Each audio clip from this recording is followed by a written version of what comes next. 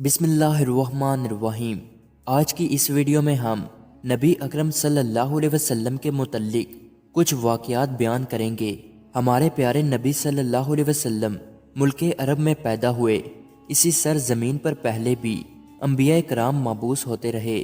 ہر نبی نے اپنے زمانے اور حالات کے مطابق شریعت کی باتیں بتائی، لوگوں کو اللہ کی طرف بلایا، نیکی کی دعوت دی، برائی سے روکا۔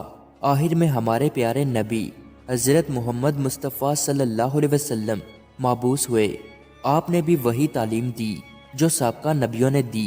ہمارے پیارے نبی صلی اللہ علیہ وسلم 12 ربیع الاول بروز پیر صبح صادق کے وقت مکہ معظمہ میں پیدا ہوئے۔ بچے کا نام محمد رکھا گیا۔ ایسا نام عرب میں کسی نے نہیں رکھا۔ آپ صلی اللہ علیہ وسلم جس زمانہ میں پیدا ہوئے اسے عام الفیل کہا جاتا ہے۔ فیل کے معنی ہاتھی کے ہیں۔ یمن کا بادشاہ ابرہہ کعبہ پر حملہ کرنے کی غرض سے آیا تھا۔ فوج کے سپاہی ہاتھیوں پر سوار تھے۔ ابرہہ کا مقابلہ کسی نے نہیں کیا۔ خدا کا کرشمہ دیکھیے کہ اللہ نے ابرہہ کو پسپا کر دیا۔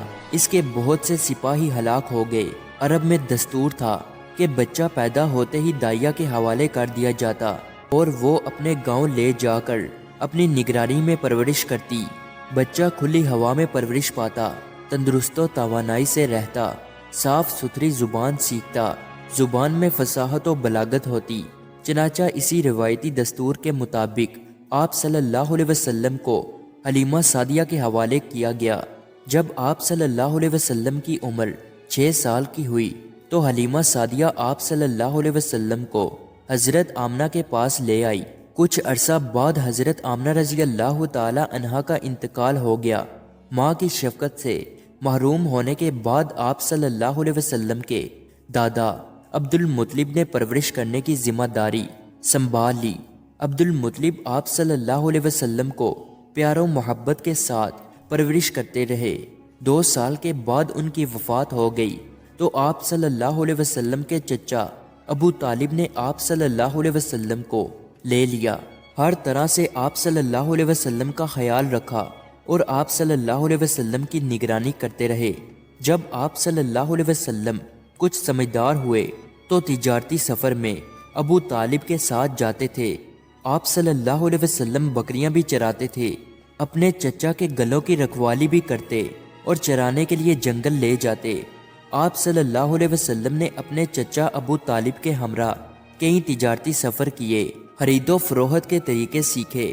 سفر کے دوران بہت سے لوگوں سے ملاقات ہوئی، ان سے بات چیت کرنے کا موقع ملا۔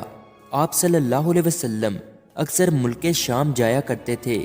مکہ میں ایک خاتون رہتی تھی، نام ختیجہ تھا۔ عورت تو تھی لیکن باصلاحیت تھی۔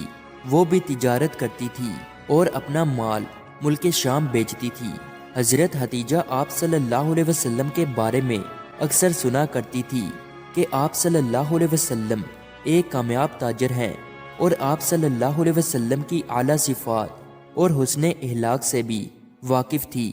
لوگوں کی زبان سے یہ کہتے سنا کہ آپ صلی اللہ علیہ وسلم صادق اور امین ہیں، لوگوں پر رحم کرتے ہیں۔ حضرت ختیجہ رضی اللہ تعالی عنہا دل میں کہنے لگی کہ ایسے راست باز اور سچے آدمی سے ملنا چاہیے، شاید وہ کاروبار میں مدد کر سکے۔ انہوں نے آپ صلی اللہ علیہ وسلم کو پیغام بھیجا۔ حضور اکرم صلی اللہ علیہ وسلم بی بی ختیجہ کے گھر پہنچے۔ بی بی ختیجہ رضی اللہ تعالی عنہا نے حضور اکرم صلی اللہ علیہ وسلم سے عرض کیا کہ آپ صلی اللہ علیہ وسلم تجارتی مال لے جا کر فروخت کریں، مجھے آپ صلی اللہ علیہ وسلم جیسے شخص کی ضرورت ہے۔ حضور صلی اللہ علیہ وسلم نے اس پیشکش کو منظور کر لیا، چنانچہ تجارت کا مال لے کر شام جانے کے لیے تیار ہو گئے۔ حضرت ختیجہ رضی اللہ تعالی عنہا نے اپنا غلام میسرہ آپ صلی اللہ علیہ وسلم کی خدمت کے لیے ہمراہ کر دیا۔ قافلہ روانہ ہوا۔ آپ صلی اللہ علیہ وسلم ملک شام کی طرف جا رہے تھے تو راستے میں بصرہ کے قریب ایک یہودی عالم ربی رہتا تھا۔ آپ صلی اللہ علیہ وسلم اس کے قریب سے گزرے۔ کچھ دیر آرام کے لیے ایک درخت کے سایہ میں بیٹھ گئے۔ ربی نے آپ صلی اللہ علیہ وسلم کو خوب غور سے دیکھا اور میسرہ کو اشارے سے اپنے پاس بلا کر پوچھا، یہ تمہارے ساتھ کون ہے؟ اس نے کہا، اس شخص کا تعلق قبیلہ قریش سے ہے۔ ربی نے کہا، خدا کی قسم، اس درخت کے سایہ تلے سوائے نبی کے کوئی نہیں بیٹھتا، کاش میں اس وقت تک زندہ رہتا جب اس شخص کو نبوت ملتی۔ شام کے سفر سے واپس لوٹے، مال فروخت کرنے کے بعد جو رقم حاصل کی، آپ صلی اللہ علیہ وسلم نے حضرت حتیجہ کے حوالے کی۔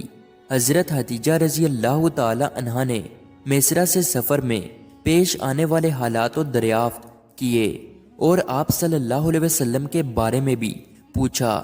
میسرہ نے سفر کے دوران پیش آنے والے واقعات اور آپ صلی اللہ علیہ وسلم کے صالح کردار کے بارے میں سب کچھ تفصیل سے بتا دیا۔ میسرہ نے جو باتیں بتائی اس سے آپ رضی اللہ تعالی عنہا بہت متاثر ہوئی اور حضور نبی کریم صلی اللہ علیہ وسلم کی زوجیت میں آنے کے لیے آپ صلی اللہ علیہ وسلم سے نکاح کی درخواست کی۔ حضور